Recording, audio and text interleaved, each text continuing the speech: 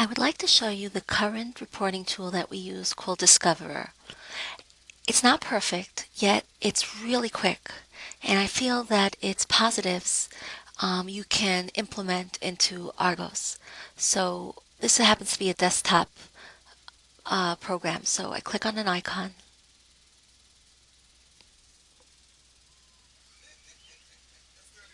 then sign in.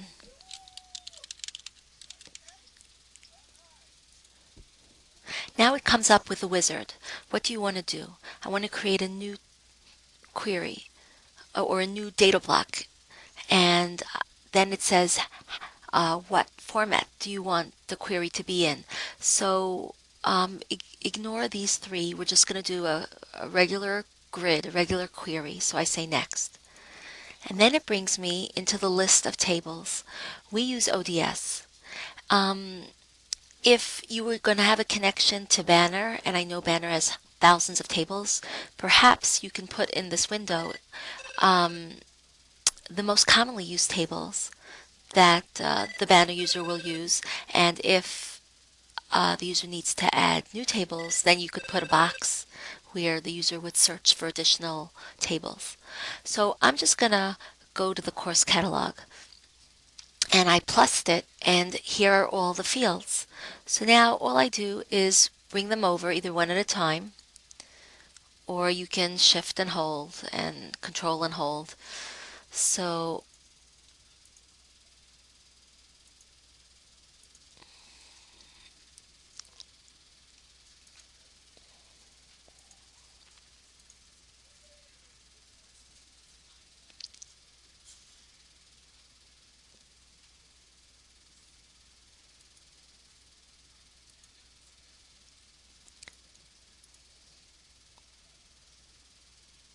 okay, so now we hit finish.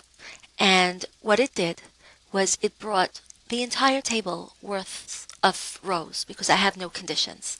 So now let's look at our fields. I personally would like the academic year to be the first column. So Discover lets me very easily click on it and drag. See that little arrow? And let me drag the academic period. And let me drag the college. And Discover also lets me drag to expand the field so I see more of the data. Okay, so that's looking pretty good. Now, um, I'm going to file save as. It has an internal database that you could save it to, or a My Computer location you could save it to. I'm just going to save it to my little internal database that's part of Discoverer and called it AAA Argos Demo. Okay, now suppose I want to just see the course activity for a particular year. So I would click in the column in the value, and if I want to, I can then I have a toolbar here, a mathematical toolbar, which is accessible if we went to view and clicked on analysis bar. If I unchecked it, that mathematical toolbar went away. If I go back and click analysis toolbar, it's here.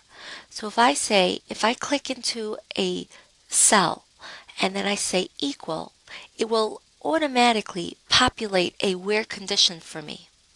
So if I click OK, now you just see 2007.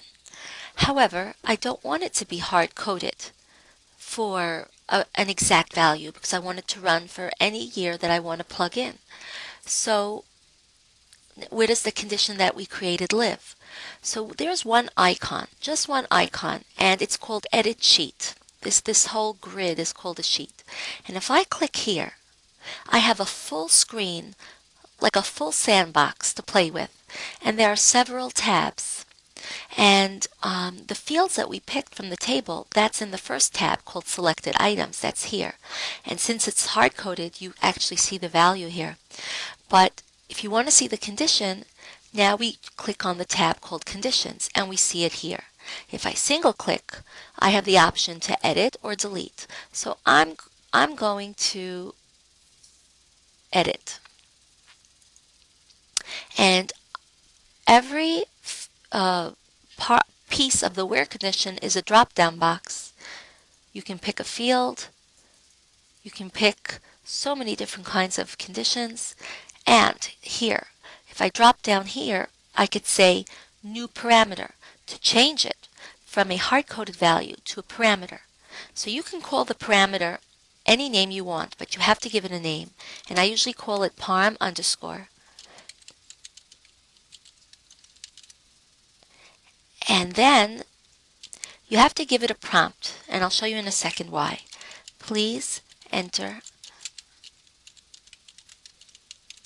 Now, if you check mark here, you can put a description here. Now, if you check mark here, the user can plug in a few academic years. So I'll click that.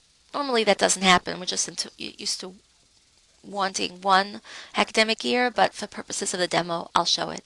And then you could give it a default value. So I will say 2001-2, 2001-3, and then I'll click OK. And it's replaced the hard-coded value with the parameter. Now if I hit OK, and I hit OK, so now what it did was it created a form, much like an Argos form, but the program did the work. The program used my value for the please enter description and the default value, and I don't have to do anything. And I say finish, and it just chose 2012-2013. Now, let's say I want an exact college for a particular year. So if I click in HR and I say equals, I change it to new parameter, Parm College. Please enter colleges.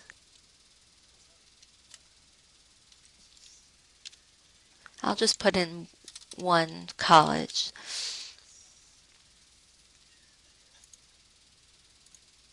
And you see, it now took the Parm and added it to the form.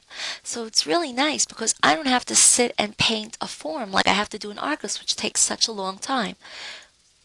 All I do is I always start off with picking the fields that I need, and then I say OK, and it runs. And then afterwards, I pick the field that I want to do a condition on, click in a cell, click equals. You could even say not equals, but I'll say equals, and then change the hard-coded value to a parameter, and click OK, and I'm good to go. So this blue arrow here means to rerun, so it brings up the form again. And what's really nice is that once the form's values are entered, and in this case they have a default, which you could use the save states that you guys have created, but once I click finish, the form disappears and I see all the data as one gigantic screen, which is lovely. And then I can, since I have this toolbar, I can, click on a course ID and I can analyze to my heart's content. So what this, one second, let me go back to conditions. I don't want this condition anymore, so I just hit delete. Or if I just want to temporarily disable the condition, I just uncheck the condition, and when I run, that condition is not active, so you don't see it on the form. So it's beautiful because if you, now in this case, Discover lets me key in more than one value. So if you had a wizard, when you're building a condition and you're creating a parameter, and this technically is a wizard, you can ask questions like, do you want to be able to key in multiple values in one text box, or do you want it to be a drop-down box? And when we go back to this sandbox edit sheet, we also have a sort window where we can choose from here the fields that we want to sort by. So on purpose, I put the course ID before academic period. And you'll see that the course IDs are sorting first, but if I want to change the sort, I go back to sort and I click on the field that I want, and well, we don't have an up arrow here like you have in Argos, but you could just drag it. And I could even do some grouping here where I say group sort and with a separator line. So while I know that you have banded reports within the grid itself, oops,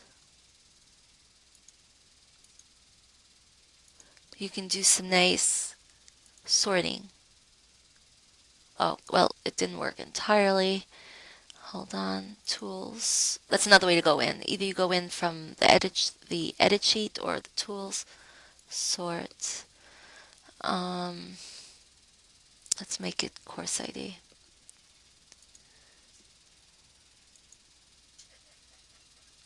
Oh, let me drag it. You see it's looking better? Go back to sort. I really should do college.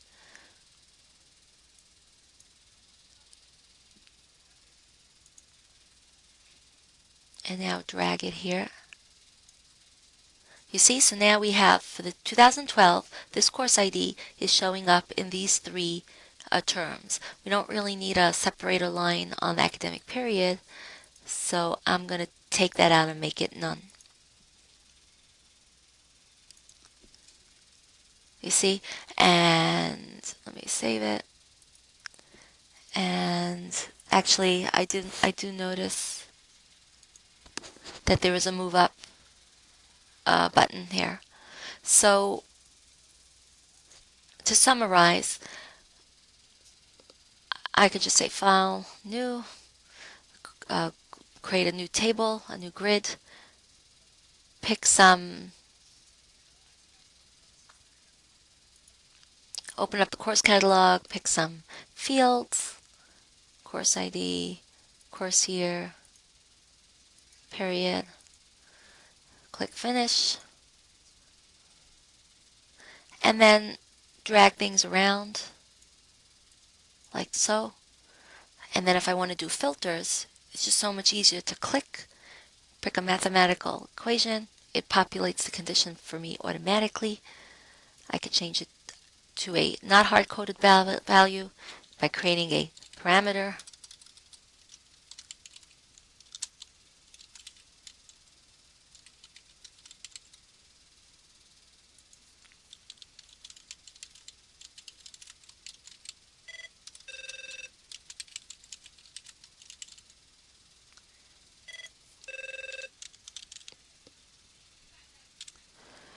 And if I did multiple, you could have a wizard that asks what kind of field you want to create, whether it's a drop-down or a text box that allows multi-values to be listed. And the form is created. I don't have to paint. I don't have to think much. I'm done. And it's wonderful for analysis. Just wonderful. Thank you.